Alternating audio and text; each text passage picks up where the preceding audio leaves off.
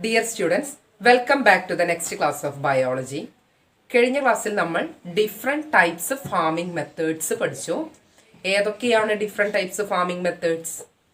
Yes, first one livestock management, second one poultry farming, then sericulture, pisciculture, apiculture, floriculture, cuniculture, mushroom culture, horticulture and medicinal plant cultivation.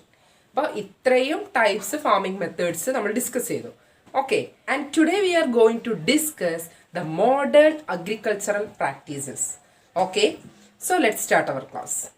അപ്പോൾ modern agricultural practices എന്ന് പറഞ്ഞാൽ നമുക്കറിയാം ഇന്ന് പുതുതായിട്ട് ഉണ്ടാക്കിയെടുത്ത, നമുക്കറിയാം ആധുനികമായിട്ട് പഴയകാല കൃഷി രീതികളുണ്ട് അല്ലേ, അതിൽ നിന്നും തികച്ചും വ്യത്യസ്തമായി പുതിയ തരം കൃഷി രീതികൾ ഏതൊക്കെയാണ്?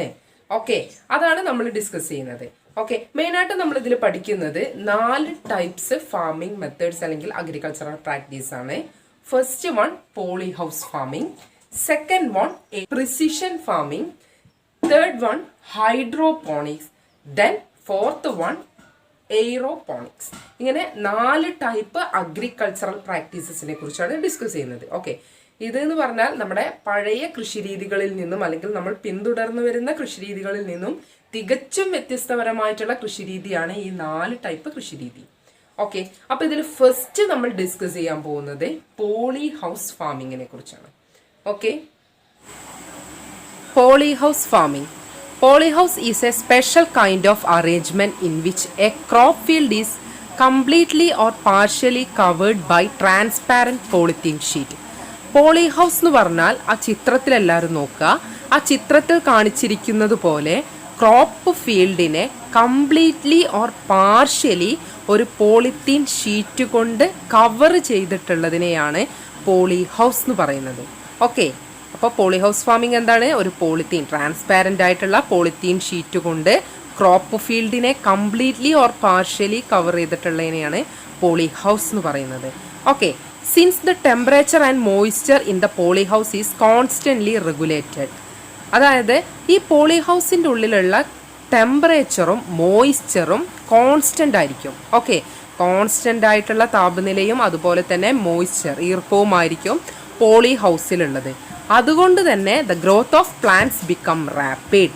അതിൻ്റെ ഉള്ളിൽ വളരുന്ന ക്രോപ്പ് എന്ത് ചെയ്യും? അതിൻ്റെ ഗ്രോത്ത് എന്ന് പറയുന്നത് റാപ്പിഡ് ആയിരിക്കും, പെട്ടെന്ന് തന്നെ ചെടികൾ വളരും. ഓക്കെ, ഇനി നോക്കാം, nutrients R dissolved in water and are supplied on plants through drip irrigation. അതായത് ഈ പോളി ഹൗസിലോട്ട് നമ്മൾ എന്ത് ചെയ്യണേ? ന്യൂട്രിയൻസ് ഡിസോൾവ് ചെയ്തിട്ടുള്ള വാട്ടറിനെ സ്പ്രേ ചെയ്യണം, അങ്ങനെയാണ് ഇറിഗേഷൻ ചെയ്യുന്നത്. ഓക്കെ, ജലസേചനത്തിൻ്റെ ഒപ്പം തന്നെ ന്യൂട്രിയൻസും മിക്സ് ചെയ്ത് അത് സ്പ്രേ ചെയ്യുകയാണ് ചെയ്യുന്നത്. ഓക്കെ, ഡ്രിപ്പ് ചെയ്യുക, സ്പ്രേ ചെയ്യുകയാണ് ചെയ്യുന്നത്. Okay, then pest infestation will also be less because the sides of poly house are covered with net. ഇനി ഈ പോളി ഹൗസിൻ്റെ ചുറ്റുപുറവും ഒരു നെറ്റ് കൊണ്ട് കവർ ചെയ്യുന്നുണ്ട്. അത് എന്തിനാണെന്ന് വെച്ചാൽ പെസ്റ്റ് ഇൻഫെസ്റ്റേഷൻ റെഡ്യൂസ് ചെയ്യാൻ, അതായത് കീടങ്ങളുടെ ആക്രമണം കുറയ്ക്കുന്നതിന് വേണ്ടി പോളി ഹൗസ് ഒരു നെറ്റ് കൊണ്ട് കവർ ചെയ്തിട്ടുണ്ട്. Okay, although the expense is high in beginning, the crop yield is many times greater than that of the regular field. അതായത് സ്റ്റാർട്ടിങ്ങിൽ നല്ല പൈസ ആവുമെങ്കിലും, നല്ല കോസ്റ്റ് ഉണ്ടെങ്കിലും നല്ല വിളവ്, ഓക്കെ, ഹൈ ഈൽഡ് റെഗുലർ ഫീൽഡിനേക്കാളും കിട്ടും. ഓക്കെ, ഇതാണ് പോളി ഹൗസ് ഫാമിങ്. ഓക്കെ, അത് മനസ്സിലായോ? അതായത് സ്റ്റാർട്ടിങ്ങിൽ പോളി ഹൗസ് ഉണ്ടാക്കാൻ ബിഗിനിങ്ങിൽ നല്ല എക്സ്പെൻസ് ഉണ്ടെങ്കിലും നല്ല റെഗുലർ ഫീൽഡിനേക്കാളും നല്ല ഈൽഡ് കിട്ടും. ഓക്കെ, ഇത്രയുമാണ് പോളി ഹൗസ് ഫാമിങ്. ഇനി അടുത്ത agricultural practice, modern agricultural practice ആണ് പ്രിസിഷൻ ഫാമിംഗ്.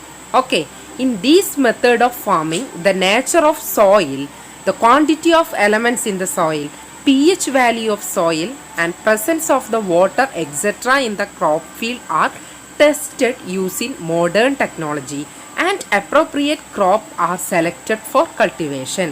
അതായത് പ്രിസിഷൻ ഫാമിങ്ങിൽ ഫസ്റ്റ് ചെയ്യുന്നത് സോയിലിൻ്റെ നേച്ചർ, അതുപോലെ തന്നെ സോയിലിലുള്ള എസെൻഷ്യൽ എലമെൻറ്റിൻ്റെ ക്വാണ്ടിറ്റി, സോയിലിൻ്റെ pH, സോയിലുള്ള വാട്ടറിൻ്റെ പ്രസൻസ്, ഇത്രയും കാര്യങ്ങൾ മോഡേൺ ടെക്നോളജി യൂസ് ചെയ്ത് ടെസ്റ്റ് ചെയ്യും. ഓക്കെ, അപ്പോൾ സോയിൽ നല്ല ടെസ്റ്റ് ചെയ്തതിന് ശേഷം മാത്രമാണ് an appropriate crop R selected four cultivation. കൃഷി ചെയ്യാൻ ആവശ്യമായിട്ടുള്ള ക്രോപ്പ് പിന്നീടാണ് സെലക്ട് ചെയ്യുന്നത്. ഓക്കെ, അപ്പോൾ ഫാമിങ്ങിൻ്റെ മുന്നേ സോയിലിൻ്റെ നേച്ചർ, അതിലുള്ള എസെൻഷ്യൽ എലമെൻറ്റ്, pH, വാട്ടറിൻ്റെ പ്രസൻസ് ഒക്കെ ടെസ്റ്റ് ചെയ്തതിന് ശേഷം കൾട്ടിവേഷനുള്ള ക്രോപ്പ് സെലക്ട് ചെയ്യും. അതിനെയാണ് പ്രിസിഷൻ ഫാമിങ്ങിൽ ഫസ്റ്റ് ചെയ്യുന്നത്. അത് കഴിഞ്ഞാൽ by covering the soil using polythene sheet, അതിനുശേഷം ആ സോയിൽ അനുയോജ്യമാണെങ്കിൽ പിന്നീട് ആ സോയിൽ എന്ത് ചെയ്യും, പോളിത്തീൻ ഷീറ്റ് കൊണ്ട്, ആ ചിത്രത്തിൽ കാണിച്ചിരിക്കുന്നത് പോലെ പോളിത്തീൻ ഷീറ്റ് കൊണ്ട് സോയിൽ കവർ ചെയ്യും. Okay, then we can effectively control weeds and also limit irrigation. അങ്ങനെ ചെയ്യുന്നത് കൊണ്ട് നമുക്കൊരു പരിധി വരെ വീഡ്സിനെ കൺട്രോൾ ചെയ്യാം. What is weeds? എന്താ ഈ വീഡ്സ് എന്ന് പറഞ്ഞാൽ? നമ്മൾ കൃഷി ചെയ്ത വിളകൾക്കിടയിൽ വളരുന്ന മറ്റു സസ്യങ്ങളെ, മറ്റ് പ്ലാന്റ്സിനെ പറയുന്ന പേരാണ് വീഡ്സ്. നിങ്ങൾ കണ്ടിട്ടുണ്ടായിരിക്കും, നിങ്ങൾ കൃഷി ചെയ്ത കൃഷിയിടത്തിലൊക്കെ മറ്റു പല പ്ലാന്റ്സും വളരുന്നുണ്ട്. ഇത്തരം പ്ലാന്റ്സിനെയാണ് എന്ത് പറയുക? വീഡ്സ് എന്ന് പറയുക. ഓക്കെ, ഇത്രയുമാണ് പ്രിസിഷൻ ഫാമിംഗ്. ഇനി നെക്സ്റ്റ് നമ്മൾ ഡിസ്കസ് ചെയ്യാൻ പോകുന്നത് കൾട്ടിവേഷൻ വിത്തൗട്ട് സോയിൽ. സോയിൽ ഇല്ലാതെ കൃഷി ചെയ്യുക. അപ്പോൾ നമുക്കറിയാം, കൃഷി ചെയ്യണമെങ്കിൽ, കൾട്ടിവേഷൻ ചെയ്യണമെങ്കിൽ ഏറ്റവും ഇമ്പോർട്ടൻ്റ് ആയിട്ടുള്ളൊരു ഫാക്ടറാണ് സോയിൽ എന്ന് പറയുന്നത്. സോയിൽ ഇല്ലാതെ പ്ലാന്റ്സിന് വളരാൻ കഴിയുമോ? വളരാൻ കഴിഞ്ഞാൽ, അങ്ങനെ സോയിൽ ഇല്ലാതെ പ്ലാന്റ്സ് ഗ്രോ ചെയ്യുകയാണെങ്കിൽ നമുക്ക് ഒരുപാട് പ്രോബ്ലംസിനെ ഓവർകം ചെയ്യാം. മെയിനായിട്ട് ക്ലൈമറ്റ് ചേഞ്ച്, അതുപോലെ തന്നെ സോയിലിൻ്റെ texture, lack of irrigation facility, ഇത്തരം പ്രോബ്ലംസിനെയൊക്കെ അല്ലെങ്കിൽ ഇത്തരം ക്രൈസിസിനെയൊക്കെ, ഇതൊക്കെ നമുക്കറിയാം അഗ്രികൾച്ചറൽ ക്രൈസിസ് ആണല്ലേ. അപ്പോൾ ഇത്തരം ക്രൈസിസിനെയൊക്കെ നമുക്ക് ഓവർകം ചെയ്യാം എന്തുണ്ടെങ്കിൽ കൾട്ടിവേഷൻ വിത്തൗട്ട് സോയിൽ, സോയിൽ ഇല്ലാതെ കൃഷി ചെയ്യാൻ ആ ഒരു മെത്തേഡ് ഉണ്ടെങ്കിൽ നമുക്ക് ഇത്തരം ക്രൈസിസിനൊക്കെ എന്ത് ചെയ്യാം എന്നാണ് പറയുന്നത്? ഓവർകം ചെയ്യാം. ഓക്കെ, അപ്പോൾ ഇന്ന് സയൻസ് പ്രൂവ് ചെയ്തിട്ടുണ്ട് സോയിൽ ഇല്ലാതെയും കൃഷി ചെയ്യാം. അപ്പോൾ അങ്ങനെ സയൻസ് കണ്ടെത്തിയിട്ടുള്ള 2 മോഡേൺ അഗ്രികൾച്ചറൽ പ്രാക്ടീസസ് ആണ്. First one hydroponics and second one aeroponics. ഈ 2 അഗ്രികൾച്ചറൽ പ്രാക്ടീസസിലും നമ്മൾ സോയിൽ യൂസ് ചെയ്യുന്നില്ല. നിങ്ങൾ ഫസ്റ്റ് പിക്ചറിലോട്ട് നോക്കുക, അതാണ് ഹൈഡ്രോപോണിക്സിൻ്റെ picture. Okay, in hydroponics the plants are grown in nutrient solution. Okay, അതിൽ കണ്ടോ, നിങ്ങളൊരു ട്യൂബ് കണ്ടോ? ആ ട്യൂബിലൊക്കെ ഹോൾസും ഉണ്ട് അല്ലേ? ഈ ഹോൾസിലൊക്കെ എന്ത് ചെയ്യുക? പ്ലാന്റ്സ് വെച്ച് കൊടുക്കുക. ഓക്കെ, പ്ലാന്റ്സ് വെച്ച് കൊടുക്കുക. എന്നിട്ട് ആ ട്യൂബിലൂടെ ആര് സപ്ലൈ ചെയ്യുന്നുണ്ട്? കോൺസ്റ്റൻ്റ് ആയിട്ട് ന്യൂട്രിയൻ സൊല്യൂഷൻ സപ്ലൈ ചെയ്യുന്നുണ്ട്. ഓക്കെ, അപ്പോൾ ഈ ന്യൂട്രിയൻ സൊല്യൂഷനിൽ കിടന്നിട്ട് എന്ത് ചെയ്യുക? പ്ലാന്റ്സ് ഗ്രോ ചെയ്യുക. അപ്പോൾ ഈ ഒരു അഗ്രികൾച്ചറൽ മെത്തേഡാണ് ഹൈഡ്രോപോണിക്സ്. അപ്പോൾ ഇവിടെ സോയിലിൻ്റെ ആവശ്യമുണ്ടോ? സോയിലുള്ള എല്ലാ എസെൻഷ്യൽ എലമെൻസും ഈ മിക്സ് ചെയ്തിട്ടുള്ള സൊല്യൂഷനിലുണ്ടായിരിക്കും. ആ സൊല്യൂഷനാണ് ഇങ്ങനെ സപ്ലൈ ചെയ്യുന്നത്. ഓക്കെ, ഇനി നെക്സ്റ്റ് പിക്ചർ നോക്കുക, അതാണ് എയ്റോപോണിക്സ്. എയ്റോപോണിക്സ് എന്ന് പറഞ്ഞാൽ plants are grown in such a way that their roots grow into air and the nutrients are sprayed directly on root. Okay, അതിൽ കണ്ടോ, അതായത് റൂട്ട് നേരെ എയറിലാണ് ഗ്രോ ചെയ്യുന്നത്. ഓക്കെ, ഇവിടെ സോയിലില്ല, നേരിട്ട് റൂട്ട് എന്ത് ചെയ്യാണ്?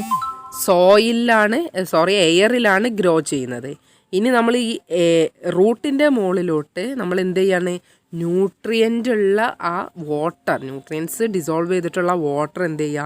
ഡയറക്റ്റ്ലി സ്പ്രേ ചെയ്ത് കൊടുക്കുകയാണ്. ഓക്കെ, അങ്ങനെ പ്ലാന്റ് ഗ്രോ ചെയ്യുന്ന ഫാമിംഗ് മെത്തേഡാണ് ഏത്? എയ്റോപോണിക്സ്. ഓക്കെ, അപ്പോൾ സോയിൽ ഇല്ലാതെ കൃഷി ചെയ്യുന്ന 2 മോഡേൺ അഗ്രികൾച്ചറൽ പ്രാക്ടീസസ് ആണ്. First one hydroponics and second one aeroponics. ഹൈഡ്രോപോണിക്സിലാണെങ്കിൽ ന്യൂട്രിയൻ സൊല്യൂഷൻസ് ഡയറക്റ്റായിട്ട് എന്ത് ചെയ്യാണ്? സപ്ലൈ ചെയ്ത് കൊടുക്കുക, പ്ലാന്റ്സ് ഗ്രോ ചെയ്യുക. എയ്റോപോണിക്സിൻ്റെ കേസിലാണെങ്കിൽ എയറിൽ റൂട്ട് എന്ത് ചെയ്യുക? ഗ്രോ ചെയ്യുക. ആ എയറിൻ്റെ മുകളിലോട്ട് നമ്മൾ ന്യൂട്രിയൻ സൊല്യൂഷൻ സ്പ്രേ ചെയ്യുക. ഓക്കെ, അപ്പോൾ ഇതാണ് ഹൈഡ്രോപോണിക്സ് ആൻഡ് എയ്റോപോണിക്സ്. ഓക്കെ.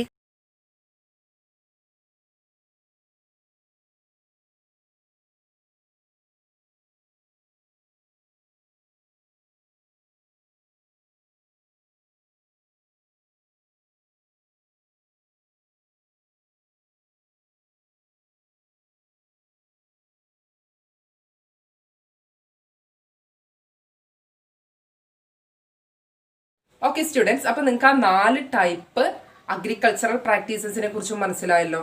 ഏതൊക്കെ നമ്മൾ ഫസ്റ്റ് ഏതാ ഡിസ്കസ് ചെയ്തത്? പോളി ഹൗസ് ഫാമിംഗ് ആണല്ലേ. പോളി ഹൗസ് ഫാമിംഗ് എന്ന് പറഞ്ഞാൽ എന്താണ്? ക്രോപ്പ് ഫീൽഡിനെ പാർഷ്യലി ഓർ കംപ്ലീറ്റ്ലി ഒരു പോളിത്തീൻ ഷീറ്റ് കൊണ്ട് കവർ ചെയ്ത് കൃഷി ചെയ്യുന്ന രീതിയെ പറയുന്ന പേരാണ് എന്ത്? Poly house farming. ഓക്കെ, അപ്പൊ അതിന്റെ ഒരു പ്രത്യേകത, അതിന്റെ ഉള്ളിലുള്ള ടെമ്പറേച്ചർ ആൻഡ് മോയ്സ്ചർ എന്ന് പറയുന്നത് കോൺസ്റ്റന്റ് ആയിരിക്കും. ഓക്കെ, അതുകൊണ്ട് തന്നെ പ്ലാന്റിന്റെ ഗ്രോത്ത് എന്തായിരിക്കും? ഈസി ആയിരിക്കും അല്ലെ. ഏറ്റവും ഫാസ്റ്റ് ആയിട്ട് പ്ലാന്റ് ഗ്രോത്ത് നടക്കും. ഓക്കെ, ഇനി പോളി ഹൗസിൽ അതിനെ കവർ ചെയ്തിട്ട് ഒരു നെറ്റ് കൊണ്ടും കൂടി കവർ ചെയ്തിട്ടുണ്ട്. അതെന്തിനാണ്? പെസ്റ്റ് ഇൻഫെസ്റ്റേഷൻ അല്ലെ, പെസ്റ്റിന്റെ ആക്രമണം തടയുന്നതിന് വേണ്ടി പോളി ഹൗസിനെ നെറ്റ് കൊണ്ട് കൂടി എന്ത് ചെയ്തിട്ടുണ്ട്? കവർ ചെയ്തിട്ടുണ്ട്. ഇനി നമ്മൾ ന്യൂട്രീഷ്യൻസ് ഒക്കെ, അതായത് ന്യൂട്രിയൻസ് ഒക്കെ ഡിസോൾവ് ചെയ്തിട്ടുള്ള വാട്ടറാണ് നമ്മൾ ഈ പോളി ഹൗസിലോട്ട് സ്പ്രേ ചെയ്ത് കൊടുക്കുന്നത്. ഇത്രയുമാണ് നമ്മൾ പോളി ഹൗസ് ഫാമിങ്ങിൽ പഠിച്ചത്. അത് കഴിഞ്ഞ് നെക്സ്റ്റ് സെക്കൻഡ് വൺ ആണ് പ്രിസിഷൻ ഫാമിംഗ്. പ്രിസിഷൻ ഫാമിങ്ങിൽ എന്താണ് നമ്മൾ ഡിസ്കസ് ചെയ്തത്? പ്രിസിഷൻ ഫാമിംഗ് എന്ന് പറഞ്ഞാൽ മെയിൻ ആയിട്ട് സോയിലിനെ ഫോക്കസ് ചെയ്തിട്ടുള്ള ഫാമിംഗ് മെത്തേഡ് ആണ് അല്ലെ. അപ്പൊ അവിടെ സോയിൽ എന്ത് ചെയ്യണം? കൃഷി ചെയ്യുന്നതിന് മുന്നേ, കൾട്ടിവേഷൻ ചെയ്യുന്നതിന് മുന്നേ തന്നെ നമ്മൾ എന്ത് ചെയ്യുന്നുണ്ട്? സോയിൽ ടെസ്റ്റ് ചെയ്യുന്നുണ്ട്. മോഡേൺ ടെക്നോളജീസ് യൂസ് ചെയ്ത് സോയിൽ ടെസ്റ്റ് ചെയ്യുന്നുണ്ട്. സോയിലുള്ള എസെൻഷ്യൽ ആയിട്ടുള്ള എലമെന്റ്സ്, സോയിലിന്റെ pH, പ്രസൻസ് ഓഫ് വാട്ടർ, സോയിലിന്റെ നേച്ചർ, ഇതൊക്കെ നമ്മൾ ടെസ്റ്റ് ചെയ്യും. അതിനുശേഷമാണ് നമ്മൾ കൾട്ടിവേറ്റ് ചെയ്യേണ്ട ആ ഒരു ക്രോപ്പിനെ സെലക്ട് ചെയ്യുള്ളൂ.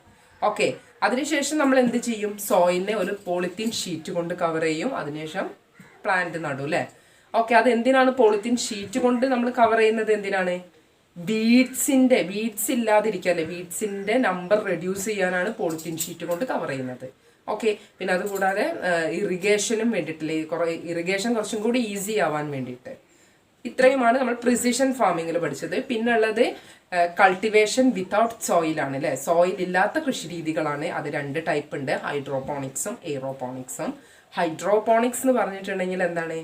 ഒരു ട്യൂബിലായിരിക്കും കൃഷി ചെയ്യുന്നത്. അതിൽ സോയിൽ ഉണ്ടായിരിക്കില്ല. ആ ട്യൂബിലൂടെ കണ്ടിന്യൂസ് ആയിട്ട് ന്യൂട്രിയൻസ് ഒക്കെ മിക്സ് ചെയ്തിട്ടുള്ള വാട്ടർ സപ്ലൈ ചെയ്തുകൊണ്ടിരിക്കുന്നുണ്ടാവും.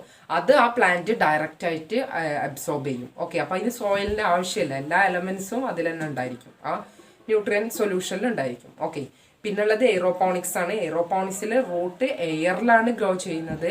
എയറിലുള്ള ഈ റൂട്ടിന്റെ മുകളിലോട്ട് നമ്മൾ ന്യൂട്രിയൻസ് മിക്സ് ചെയ്ത് ഡിസോൾവ് ചെയ്തിട്ടുള്ള വാട്ടർ സ്പ്രേ ചെയ്ത് കൊടുക്കുകയാണ് ഏതിൽ ചെയ്യുന്നത്? എയ്റോപോണിക്സിലും ചെയ്യുന്നത്.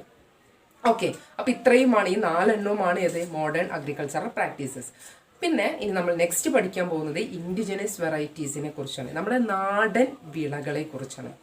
നമുക്കറിയാം, നമ്മൾ ഇന്ന് ഏറ്റവും കൂടുതൽ ഹൈബ്രിഡ് വെറൈറ്റീസ് ആണ് സെലക്ട് ചെയ്യുന്നത് അല്ലെ. നമ്മൾ കുറച്ചു മുന്നേ, അതായത് കഴിഞ്ഞ ക്ലാസ്സിൽ ഫാമിംഗ് മെത്തേഡ്സ് പഠിച്ചപ്പോൾ പറഞ്ഞു കാറ്റിന് അതിന്റെ വെറൈറ്റീസ് ഉണ്ട്, പിന്നെ ബേർഡ്സിന് അല്ലെ, അത് നമ്മുടെ കോഴിക്കായാലും താറാവിനായാലും അതിന്റെ വെറൈറ്റീസ് ഉണ്ട്. ഫിഷിന്റെ കേസാണെങ്കിൽ അതിന് ഹൈബ്രിഡ് വെറൈറ്റീസ് ഉണ്ട്. അപ്പൊ നമ്മൾ എപ്പോഴും ചൂസ് ചെയ്യുന്നത് ഹൈബ്രിഡ് വെറൈറ്റീസ് ആണ്. ഇന്ന് ഏറ്റവും കൂടുതൽ, പഴയ കാലത്ത് അത്ര ഉണ്ടായിട്ടില്ല, ഇന്ന് ഏറ്റവും കൂടുതൽ യൂസ് ചെയ്യുന്നത് ഹൈബ്രിഡ് വെറൈറ്റീസ് ആണ്. എന്താണ് ഈ ഹൈബ്രിഡ് വെറൈറ്റീസ് യൂസ് ചെയ്യുന്നതിന്റെ ഒരു മേന്മ എന്തൊക്കെയാണ്? അതിന്റെ മെറിറ്റ്സ് എന്തൊക്കെയാണ്? അഡ്വാൻറ്റേജ് എന്തൊക്കെയാണ്? നമുക്കറിയാം, ഹൈബ്രിഡ് വെറൈറ്റീസ് ആണ് നമ്മൾ യൂസ് ചെയ്യുന്നെങ്കിൽ നമുക്ക് നല്ല ഈൽഡ് കിട്ടൂല്ലേ, നല്ല വിള കിട്ടും. ഓക്കെ, നമുക്ക് നല്ല ലാഭമായിരിക്കും ഹൈബ്രിഡ് വെറൈറ്റീസ് യൂസ് ചെയ്യുമ്പോൾ കിട്ടുന്നത്. ഓക്കെ, അതുകൂടാതെ നമുക്കറിയാം നല്ല വിളവ് ലഭിക്കുന്നുണ്ട്. പിന്നെ പെട്ടെന്ന് തന്നെ കായ്ക്കുന്ന പ്ലാന്റ്സ് ഉണ്ട് അല്ലെ, കായ്ക്കുന്ന പ്ലാന്റ്സ് ഉണ്ട്. ഇനി കായകളുണ്ട്, അതിന്റെ ഫ്രൂട്ടിന്റെ അല്ലെങ്കിൽ വെജിറ്റബിൾസ് ആയിക്കോട്ടെ, ഫ്രൂട്ട് ആയിക്കോട്ടെ, അതിന്റെ എണ്ണം കൂടുന്ന ടൈപ്പ് പ്ലാന്റ്സ് ഉണ്ട് അല്ലെ. അപ്പോൾ ഇന്ന് നല്ല നമുക്ക് ആദായം കിട്ടാൻ വേണ്ടിയിട്ടാണ് നമ്മൾ ഹൈബ്രിഡ് വെറൈറ്റീസിനെ യൂസ് ചെയ്യുന്നത്. അപ്പൊ നമ്മളിങ്ങനെ ഹൈബ്രിഡ് വെറൈറ്റീസിനെ മാത്രം സെലക്ട് ചെയ്യുമ്പോൾ നമ്മുടെ ഇൻഡിജിനസ് വെറൈറ്റീസ്, നമ്മുടെ നാടൻ വിള ഇനങ്ങൾ അവിടെ കുറഞ്ഞുകൊണ്ടിരിക്കണം. അതിന്റെ കൃഷി രീതി അവിടെ കുറഞ്ഞു വരികയാണ് അല്ലേ. അപ്പൊ ആ ഒരു പ്രവണത ശരിയാണോ? ഹൈബ്രിഡ് വെറൈറ്റീസ് ആണോ അതോ നമ്മുടെ ഇൻഡിജിനസ് വെറൈറ്റീസ് ആണോ നമ്മൾ ചൂസ് ചെയ്യേണ്ടത്? നമുക്കറിയാം, നമ്മൾ മാക്സിമം നമ്മുടെ ഇൻഡിജിനസ് വെറൈറ്റീസ് തന്നെ യൂസ് ചെയ്യണം. ഓക്കെ, അത് എന്ന് പറഞ്ഞാൽ നമുക്കറിയാം, നമ്മുടെ പ്രകൃതിയോട് ഇണങ്ങി ജീവിക്കുന്ന അവയ്ക്ക് എന്ന് പറഞ്ഞാൽ വിളവ് കുറച്ച് കുറവാണെങ്കിൽ പോലും ഹൈ റെസിസ്റ്റൻസ് ആയിരിക്കും. ഓക്കെ, രോഗപ്രതിരോധ ശേഷിയൊക്കെ നല്ല ഉണ്ടായിരിക്കും. പിന്നെ ഏറ്റവും ന്യൂട്രിയൻ റിച്ച് ആയിട്ടുള്ള വെറൈറ്റീസ് നമുക്കുണ്ട്. ഇപ്പൊ നമുക്കറിയാം നമ്മുടെ പഴയ കാലത്ത് ഉണ്ടായിരുന്ന വിളകളായിരുന്നു ഈ കാച്ചില്, അതേപോലെ തേരോ, ചേമ്പ്, കാച്ചിൽ, ചേമ്പ്, കൂവ. അപ്പൊ ഈ വെറൈറ്റീസിന്റെ ഒക്കെ ഫാമിങ് അല്ലെങ്കിൽ കൃഷി, ഈ വെറൈറ്റീസിന്റെ ഒക്കെ കൾട്ടിവേഷൻ ഇന്ന് കുറഞ്ഞുകൊണ്ടിരിക്കുകയാണ് അല്ലേ. ഇതൊക്കെ എന്ന് പറഞ്ഞാൽ ഏറ്റവും ന്യൂട്രീഷ്യസ് ആയിട്ടുള്ള ഫുഡായിരുന്നു. പക്ഷെ അതൊന്നും ഇന്ന് എവിടെ നോക്കിയാലും കൃഷി ചെയ്യുന്നില്ല. അപ്പൊ ഇത് എന്ന് പറഞ്ഞിട്ടുണ്ടെങ്കിൽ വളരെ ആ ഒരു പ്രവണത എന്ന് പറയുന്നത് നമ്മൾ ആദ്യം മാറ്റിയെടുക്കണം. ഹൈബ്രിഡ് വെറൈറ്റീസ് നമ്മൾ ഫാം ചെയ്യണം, കൾട്ടിവേറ്റ് ചെയ്യണം. പക്ഷേ അതിനോടൊപ്പം തന്നെ നമ്മൾ എന്ത് ചെയ്യണം, നമ്മുടെ ഇൻഡിജിനസ് വെറൈറ്റീസും നമ്മൾ എപ്പോഴും എന്ത് ചെയ്യാൻ ശ്രമിക്കണം, കൃഷി ചെയ്യാൻ ശ്രമിക്കണം. ഓക്കെ, നമ്മുടെ ഇക്കോളജിക്കലി ഏറ്റവും അടുത്ത്, ഇക്കോളജിയുമായി അല്ലെങ്കിൽ എൻവറോൺമെന്റുമായിട്ട് ഏറ്റവും അടുത്ത് അല്ലെങ്കിൽ നിൽക്കുന്നത് നമ്മുടെ ഇൻഡിജിനസ് വെറൈറ്റീസ് തന്നെയാണ്. ഓക്കെ, അപ്പോൾ ഇനി നിങ്ങൾക്കൊരു വർക്ക് ഉണ്ട്. നമ്മുടെ ചുറ്റുപാടും കാണപ്പെടുന്ന ഇൻഡിജിനസ് വെറൈറ്റീസ്, അത് നമ്മുടെ പ്ലാന്റ്സ് ആവാം, അതുപോലെ തന്നെ ആനിമൽസ് ആവാം, അതിനെ വീട്ടിലുള്ളവരോട് ചോദിച്ച് അതിനെക്കുറിച്ച് നിങ്ങളൊരു നോട്ട് തയ്യാറാക്കാം. ഓക്കെ, അപ്പം മാംഗോ ആണെങ്കിൽ മാവിൻ്റെ വെറൈറ്റീസ് ഏതൊക്കെയാണ് നമുക്കറിയാം. കിളിച്ചുണ്ടൻ, മൂവാണ്ടൻ, ഇതൊക്കെ നമ്മുടെ നാടൻ വെറൈറ്റീസ് ആണ് അല്ലേ. ഇനി ഇത് കൂടാതെ പഴമാണെങ്കിൽ നമുക്കറിയാം ഏതൊക്കെയാണ്. പാളയംകോടൻ പഴം, ഇതൊക്കെ നമ്മുടെ നാച്ചുറൽ വെറൈറ്റീസ് ആണ്. ഇതുപോലെ പ്ലാന്റ്സിലും ആനിമൽസിലും ഉള്ള നാച്ചുറൽ വെറൈറ്റീസ് ഏതൊക്കെയാണ് എന്നുള്ളത് നിങ്ങൾ നോട്ട് ചെയ്യുക. ഓക്കെ ഓക്കെ സ്റ്റുഡൻസ്, അപ്പോൾ ഇന്നത്തെ ക്ലാസ്സിൽ നമ്മൾ ഡിസ്കസ് ചെയ്തത് മോഡേൺ അഗ്രികൾച്ചറൽ പ്രാക്ടീസസിനെ കുറിച്ചുമോ അതുപോലെ തന്നെ ഇൻഡിജിനസ് വെറൈറ്റീസിനെ കുറിച്ചുമാണ് ഡിസ്കസ് ചെയ്തത്. ഓക്കെ, അപ്പോൾ ഇന്നത്തെ ക്ലാസ് നിങ്ങൾക്ക് മനസ്സിലായെന്ന് കരുതുന്നു. Thank you.